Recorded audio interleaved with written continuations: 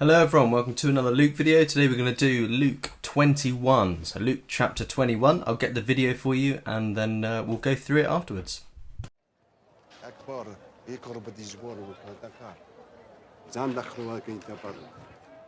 As Jesus looked up, he saw the rich putting their gifts into the temple treasury.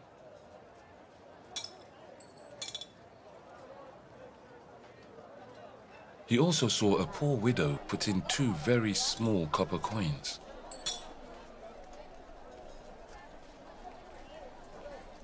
"Truly I tell you," he said, "this poor widow has put in more than all the others. All these people gave their gifts out of their wealth. But she, out of her poverty, put in all she had to live on." Some of his disciples were remarking about how the temple was adorned with beautiful stones and with gifts dedicated to God. But Jesus said, "As for what you see here, the time will come when not one stone will be left on another. Every one of them will be thrown down." "Teacher," they asked, "when will these things happen? And what will be the sign that they are about to take place?" He replied, "Watch out that you are not deceived, for many will come in my name, claiming I am he, and the time is near. Do not follow them. When you hear of wars and uprisings, do not be frightened. These things must happen first, but the end will not come right away." Then he said to them, "Nation will rise against nation, and kingdom against kingdom. There will be great earthquakes, famines, and pestilences in various places, and fearful events and great signs from heaven. But before all this, they will seize you and persecute you. They will hand you over to synagogues and put you in prison, and you will be brought before kings and governors, and all on account of my name. And so you will bear testimony to me. But make up your mind not to worry beforehand how you will defend yourselves. For I will give you words and wisdom, that none of your adversaries will be able to resist or contradict. You will be betrayed even by parents, brothers and sisters, relatives and friends, and they will put some of you to death. Everyone will hate you because of me. But not a hair of your head will perish. Stand firm, and you will win life. When you see Jerusalem being surrounded by armies, you will know that its desolation is near. Then let those who are in Judea flee to the mountains. Let those in the city get out, and let those in the country not enter the city. For this is the time of punishment in fulfillment of all that has been written. How dreadful it will be in those days for pregnant women and nursing mothers. There will be great distress in the land and wrath against this people. They will fall by the sword and will be taken as prisoners to all the nations. Jerusalem will be trampled on by the Gentiles until the times of the Gentiles are fulfilled. There will be signs in the sun, moon, and stars. On the earth, nations will be in anguish and perplexity at the roaring and tossing of the sea. People will faint from terror, apprehensive of what is coming on the world, for the heavenly bodies will be shaken. At that time they will see the Son of Man coming in a cloud with power and great glory. When these things begin to take place, stand up and lift up your heads, because your redemption is drawing near." He told them this parable. "Look at the fig tree and all the trees. When they sprout leaves, you can see for yourselves and know that summer is near. Even so, when you see these things happening, you know that the kingdom of God is near. truly I tell you, this generation will certainly not pass away until all these things have happened. Heaven and earth will pass away, but my words will never pass away. Be careful, or your hearts will be weighed down with carousing, drunkenness, and the anxieties of life. And that day will close on you suddenly, like a trap. For it will come on all those who live on the face of the whole earth. Be always on the watch, and pray that you may be able to escape all that is about to happen, and that you may be able to stand before the Son of Man.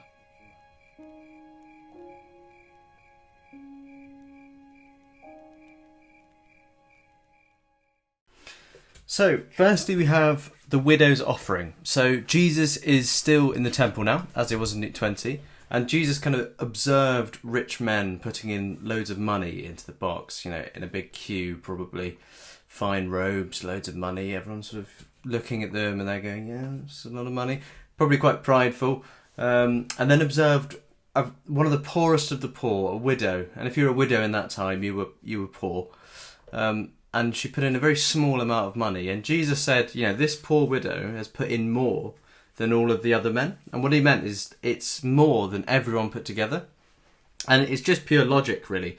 I mean, if someone has £1 million and puts in £1,000 into the offering box, it's not actually that much for him.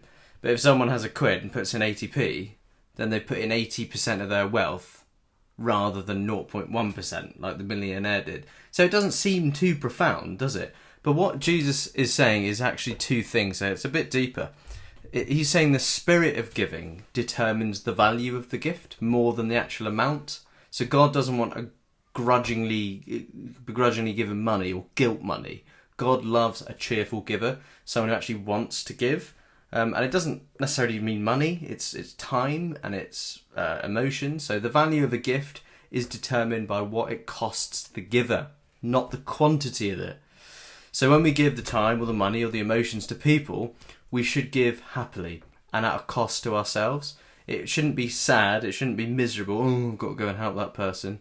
God doesn't want it, there's no point in doing it because God doesn't want it if you're miserable when you're giving. So we must take joy in giving money, in giving our time to people.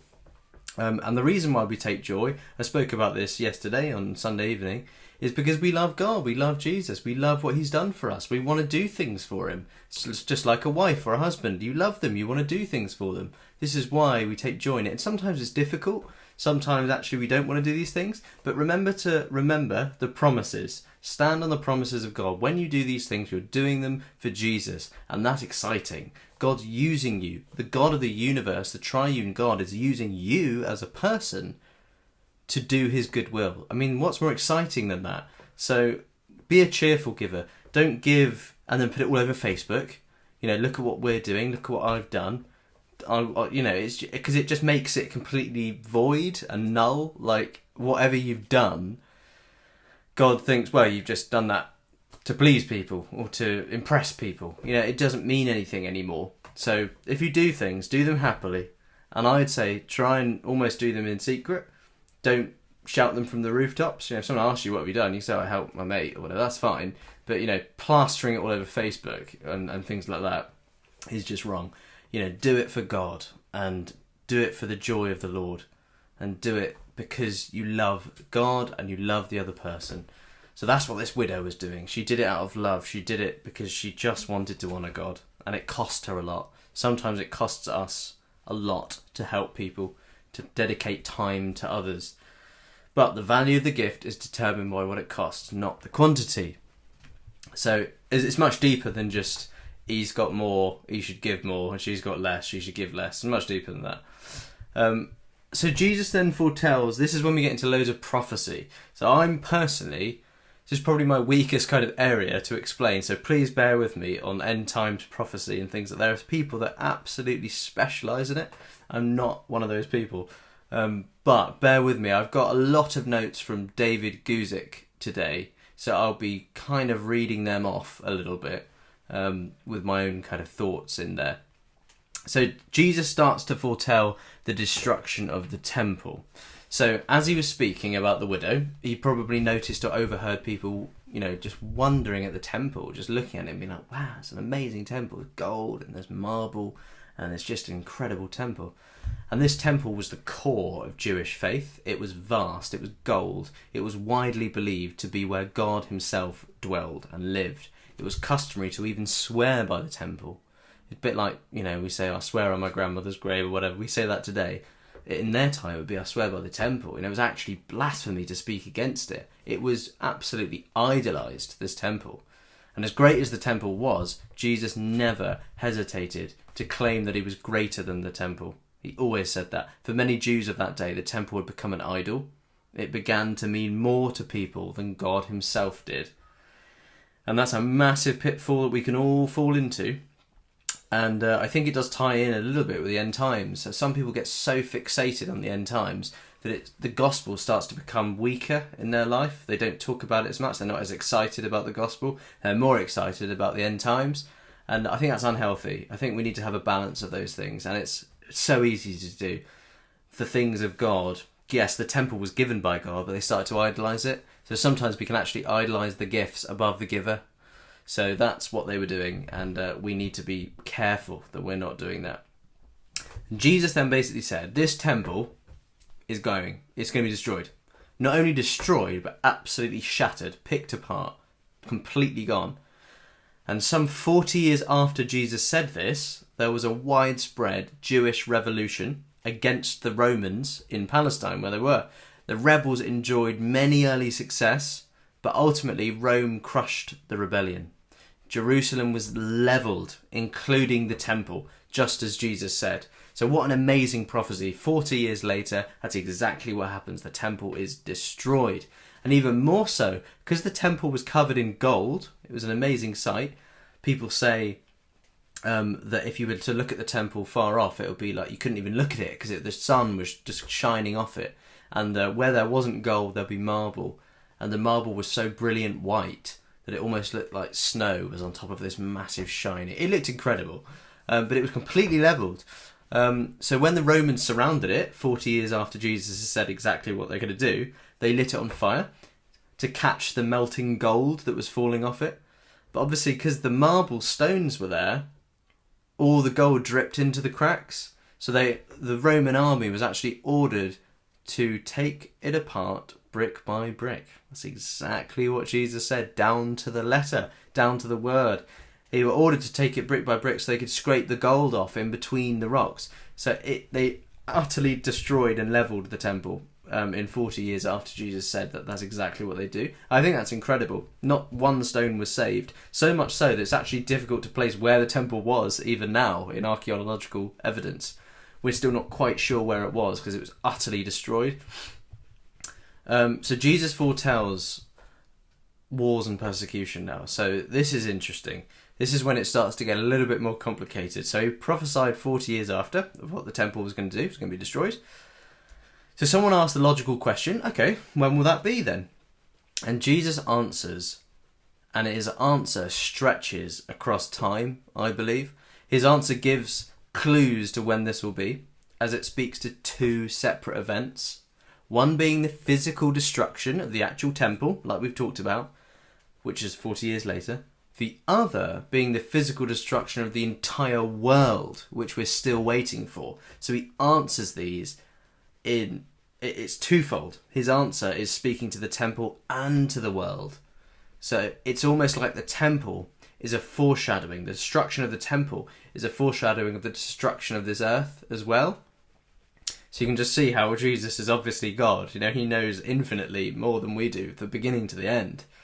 So the other, the physical destruction of the entire world, where there will be wars, turmoil, famine, armies, and the earth will be exactly like the temple, completely levelled, brick by brick. So in some sense, there were wars preceding the destruction of the temple in Jerusalem, because the Romans were frequently at war with the Jews and the Samaritans and the Syrians. In the broader Roman Empire, there were notable earthquakes as well before Jerusalem was destroyed. So we're talking about the 40 years, the temple. There were famines, such as the one mentioned in Acts 11. In the Greater Roman Empire, there were fearful sights, just like Jesus saying, such as destruction of Pompeii. Only 7 years before Jerusalem was destroyed, Pompeii went. There were signs in the heavens, such as a comet that looked like a sword over the sky of Jerusalem just before its destruction. So it's amazing, isn't it? What he's saying is these earthquakes and famines and all these things that we usually associate with the end times actually happened in the destruction of Jerusalem, of the temple in Jerusalem as well. And the same will happen towards the end of this earth.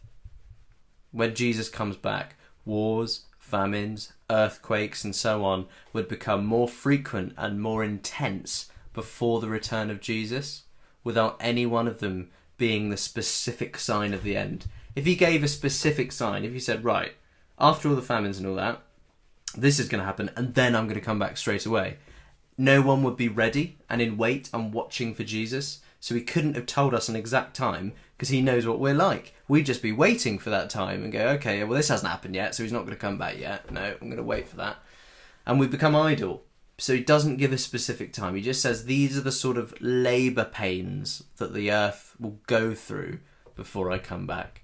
And aren't we seeing them now? Some of them now. Greater famines are increasing. Signs are happening. Earthquakes are becoming more frequent. So we are, I believe, in the end times at the moment. The 40 years between when Jesus said what he said and the destruction of the temple, we're in that time, I think. It's not necessarily going to be 40 years, but we're in that time, I think.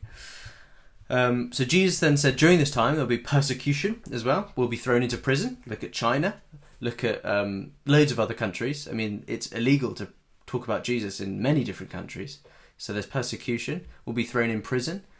But then Jesus says, but what these people will be given like a special grace. It will be a perfect time to share testimony. We'll have peace during that time. So even amidst all this talk about destruction, Jesus brings in his mercy and his grace and says, actually, you will be sustained under my power. So Jesus is really predicting the destruction of both the temple and the world in his one answer. And we can see here how infinite and beyond time Jesus is. So when it says, but when you see Jerusalem surrounded by armies, so I thought, what's this about? So this warning of Jesus focused on the nearer aspects of the prophecy, the temple. And this was virtually ignored by the Jewish people when the temple went. When Roman armies circled Jerusalem, hardly any Jewish people actually remembered Jesus saying, oh, this is exactly what Jesus said. He said we'd be surrounded. A lot of them ignored that. The Christians didn't in that time. A lot of the Christians fled because they remembered what Jesus said. They kind of thought, actually, yeah, I'm going to be ready for this. And when they started to see these things happening, the comet, people surrounding the temple, they were thinking, right, I've got to go now. I believe Jesus. But a lot of the Jews didn't. They didn't remember or they didn't believe Jesus. So they stayed in the temple and they were utterly crushed, which is awful. So truly Jesus meant it when he said, these are the days of vengeance. This is why he wept over Jerusalem. Remember in Luke 19, a couple of weeks ago, he wept when he got into Jerusalem because he must have seen Jerusalem, seen the temple and thought, 40 years' time, this is all going to go and no one is going to heed my warning. Very few people are going to hear my warning. And I believe that's happening now. Very few people are heeding the warning that Jesus is coming back and there will be famines and earthquakes and massive tribulation and armies and persecution and imprisonments.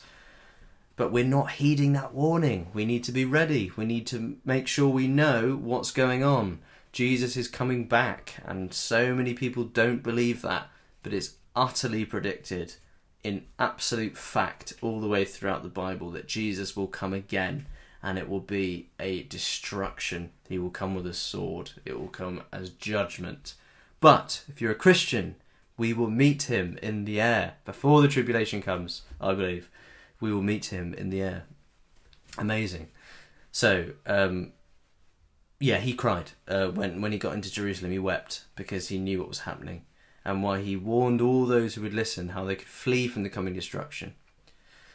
So after 1,000 years of exile, a Jewish state was miraculously established in Israel again in 1948, bit of history. So when the Romans came and tore the temple down, they barred Jews from coming in to Jerusalem entirely for, how many years was it? 1,000 years. 1,000 years that they were barred. They were allowed in 1 day a year, I think, just to mourn Jerusalem.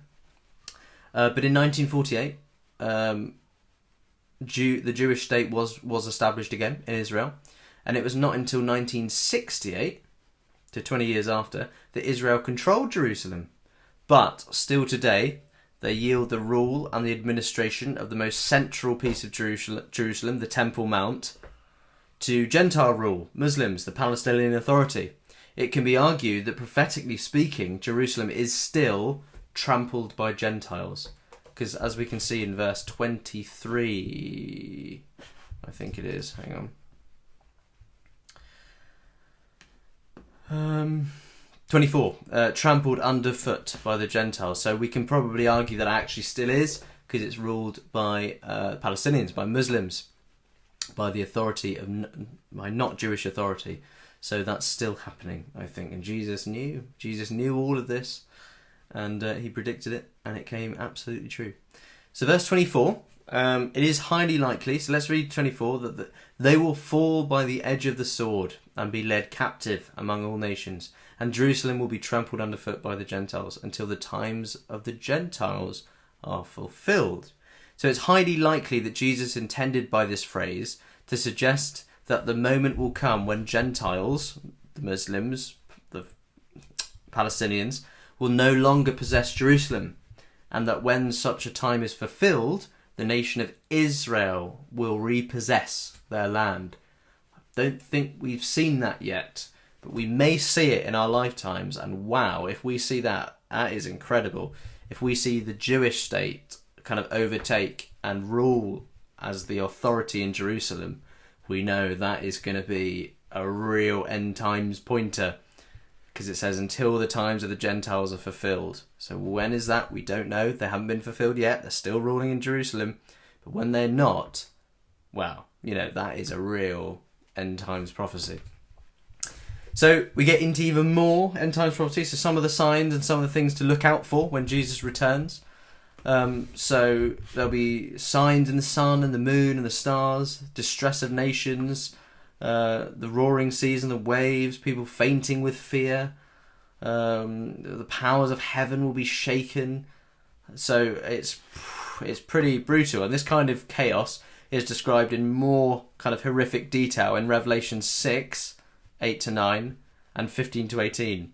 All this will culminate in the dramatic, spectacular return of Jesus, coming with his church, with us, to this earth.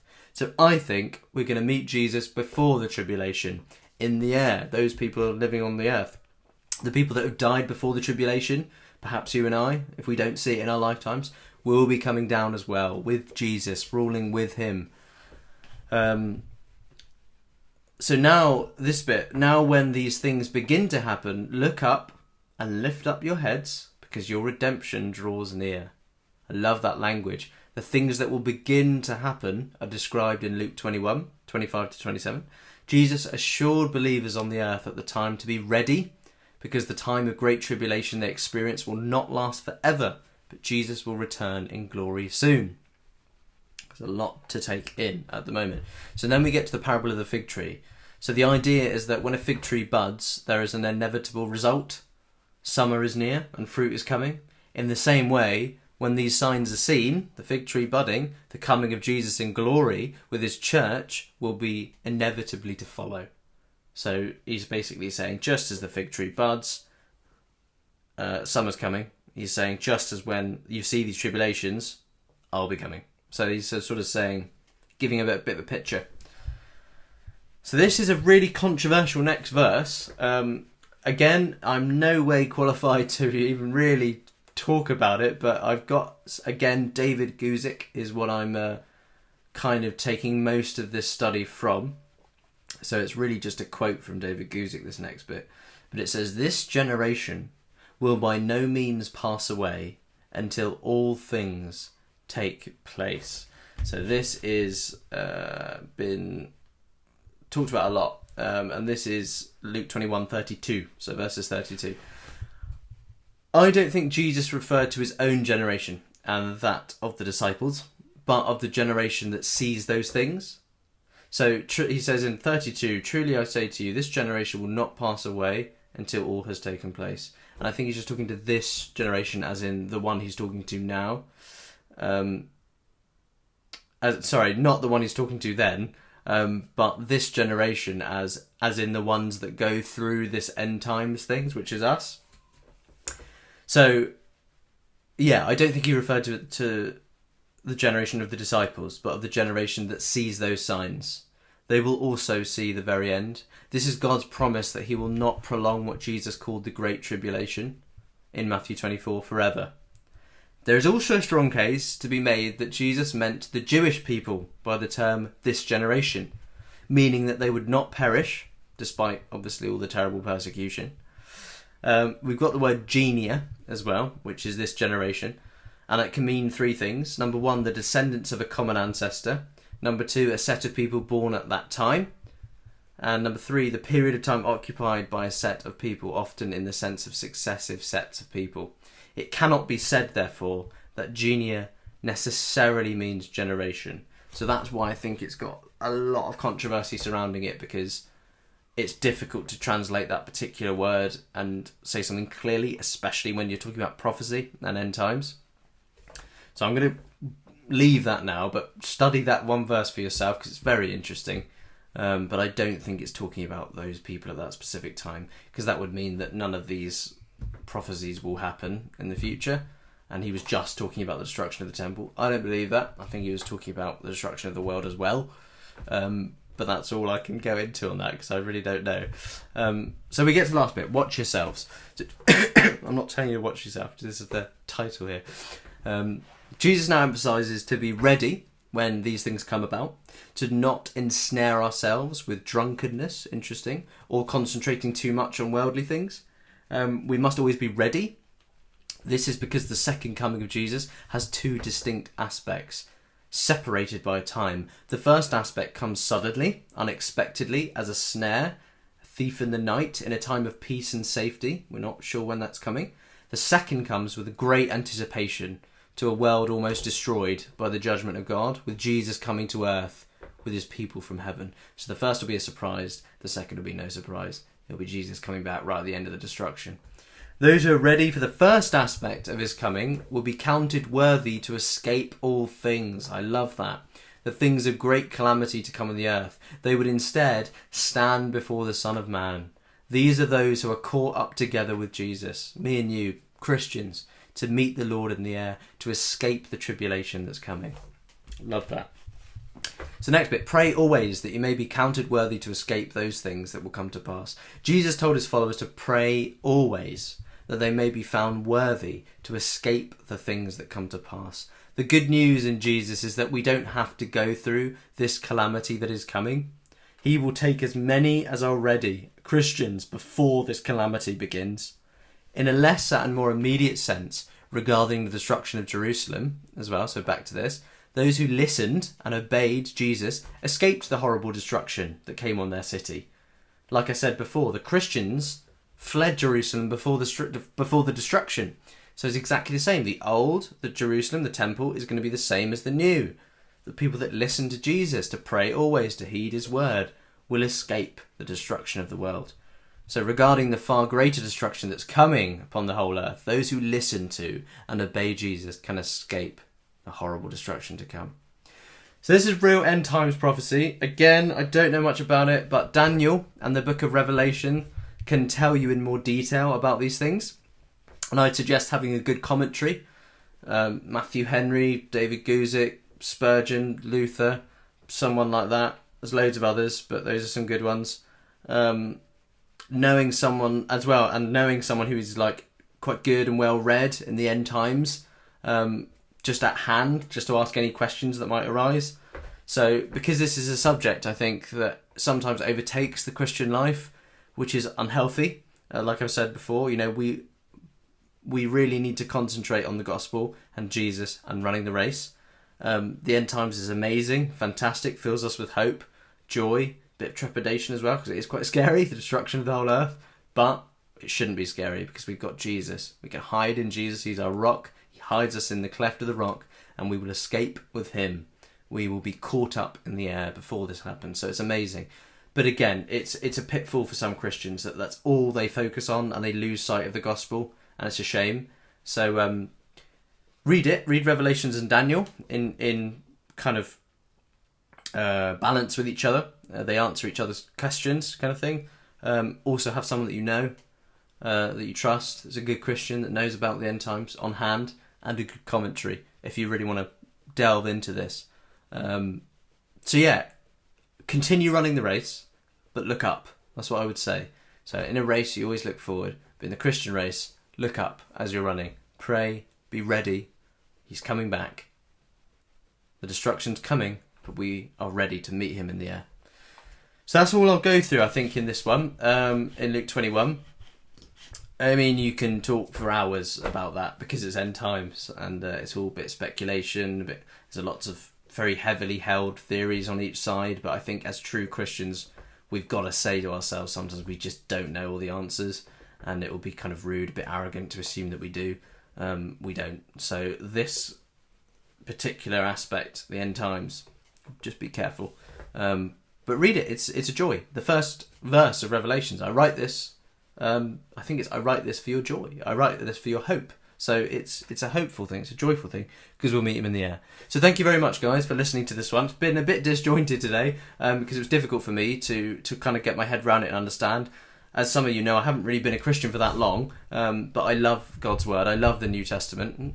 But the end times, I'm yet to go through with a fine tooth comb and really pick apart and start to fall on one side of the fence on the kind of opinions and speculation. But I'm always a bit wary about getting into it too much because I know my own personal downfalls, and it's kind of focusing on stuff that's a bit wavy, a bit weird. I like focusing on those sort of things, and I know myself enough to not yet get into it that much. But perhaps it's something I'll pray about and get more involved in, and maybe there'll be a series on Revelation and Daniel in the coming years. Who knows? So stay tuned. But thank you so much. I'll see you next week.